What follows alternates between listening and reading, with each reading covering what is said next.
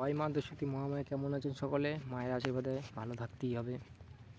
তো মায়ের অনুসারে, মায়ের কৃপাতে আজকে এমন একটা বিদ্যা নিয়ে এসেছি, যেটা হচ্ছে আপনারা কল্পনাও করতে পারবেন না বা ধারণাও করতে পারবেন না, এমন একটি বিদ্যা নিয়ে এসেছি। তো এই বিদ্যাটি হচ্ছে একটি বশীকরণ বিদ্যা। বশীকরণ কাকে বলে এইবার আপনারা করে দেখুন। এই বশীকরণ করে দেখুন তো।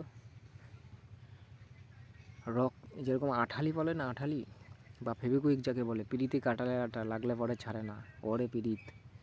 তো এটা হচ্ছে সেই রকম কাঁঠালের আটার মতো, যখন লেগে যাবে কোনোভাবে কিন্তু এই ক্রিয়া কিন্তু আর কাটার নেই, এটা মাথায় রাখবেন। রোগ আছে তো অবশ্যই ওষুধ কিন্তু আছে, তার বিকল্পের ওষুধ আছে, কারোর কাছে তো অবশ্যই আছে। আপনার কাছে না থাকতে পারে, অন্য ব্যক্তির কাছে কিন্তু আছে। আর সঠিক সত্যর পথে যদি থাকেন তাহলে ঠেকাতে কেউ পারবে না। অসৎ পথে যদি কাজ করেন তাহলে কিন্তু সবাই ঠেকিয়ে দেবে, এটা মাথায় রাখবেন। কারণ ধর্মরাজ বলে কেউ একজন আছে, ওপরপালা বলে কেউ এখনও একজন আছে। এখনও দিন হয়, এখনও রাত হয়, এটা মাথায় রাখবেন। রাত হলে চাঁদ ওঠে, সকাল হলে সূর্য ওঠে, এখনও বায়ু বাতাস বয়। তার মানে ধর্মশক্তি বা ধর্মদেবতা বা ভগবান বলে কিছু বস্তু আছে, বা পরম ঈশ্বর পরমাত্মা বলে কিছু আছে। যাই হোক, অত কথা বলা ভালো না, বেশি কথা বললে অনেকজনের আবার সমস্যা হয়।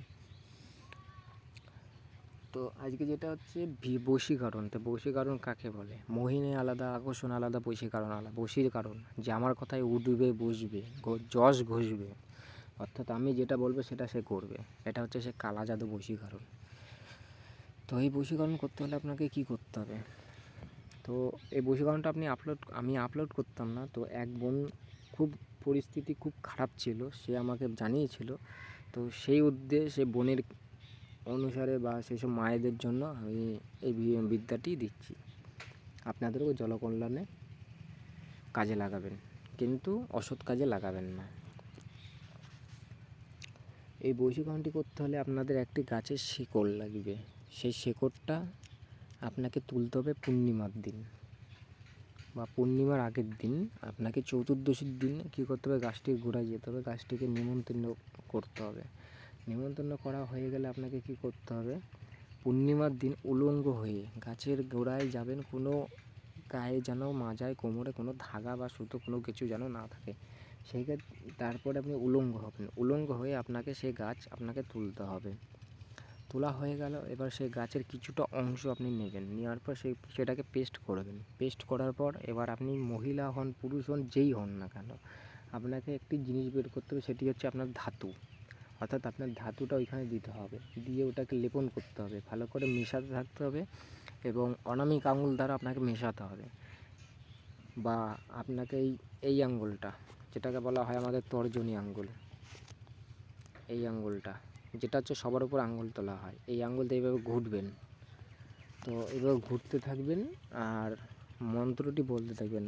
মন্ত্রটি হচ্ছে বীর্য বীর্য বীর্য, আমার এই বীর্য পড়াইয়া খাওয়াইলাম অমুক বীরে, অমুক আমার কথায় উঠবে বসবে, নাচ নাচ নাচ, দোহাই আল্লাহ দোহাই খোদা, এইটুকু কথা।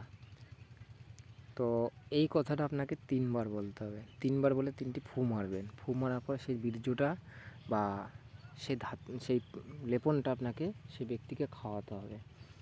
সে আপনার স্ত্রী হোক বা আপনার স্বামী হোক, খাইয়ে দেন। একদিন খাইয়ে দেবেন, তাহলে পরের দিনই বুঝতে পারবেন কি হয়।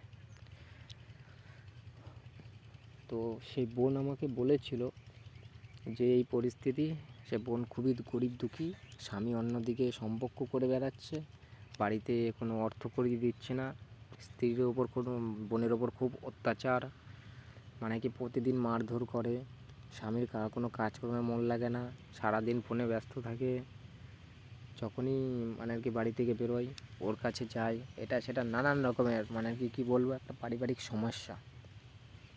তো আবার অনেক ক্ষেত্রে দেখা যায় যেসব ছেলেদের বউ স্বামী যখন কাজে চলে যায়, তখন পরপুরুষকে ঘরে নিয়ে এসে গল্প আড্ডা, বা অনেক সময় দেখা যায় ছেলে মেয়ে থাকলে ছেলে মেয়েকে স্কুলে পাঠিয়ে দিয়ে নিজেও চলে যায়, বেরিয়ে যায়, কাজের নাম করে ঘুরতে চলে গেছে। তো সেসব